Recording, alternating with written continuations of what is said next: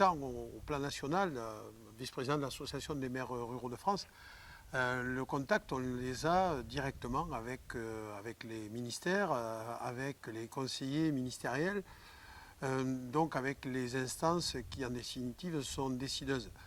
Moi, ce que je dois faire dans ce nouveau rôle avec mes collègues du bureau national, c'est de faire passer les messages que la base, que nous vivons d'ailleurs, moi aussi, tous les jours sur nos territoires ruraux. Les difficultés, les points innovants aussi que l'on veut apporter, faire entendre que le monde rural a beaucoup d'avenir devant lui. Donc ça sera ma mission première, toujours porter vers nos gouvernants cette envie d'aller de l'avant et les problématiques qui nous entourent et les décisions qui des fois vont à l'encontre, les décisions des gouvernants qui des fois vont à l'encontre du monde rural.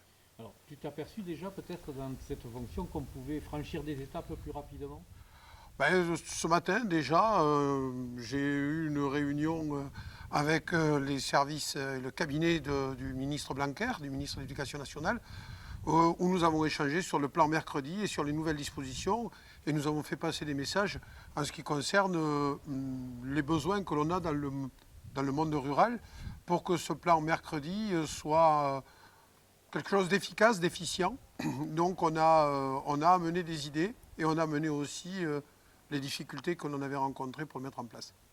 Est-ce que tu as le sentiment que les gens vont attendre beaucoup de toi maintenant?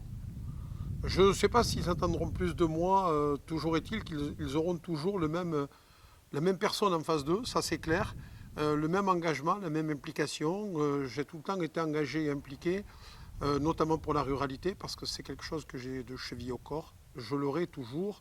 Et je sais qu'aujourd'hui, je dois absolument, parce que je peux le faire, amener tous ces messages au plus haut niveau, avec tous les collègues du bureau de l'Association des maires ruraux et le président Michel Fournier.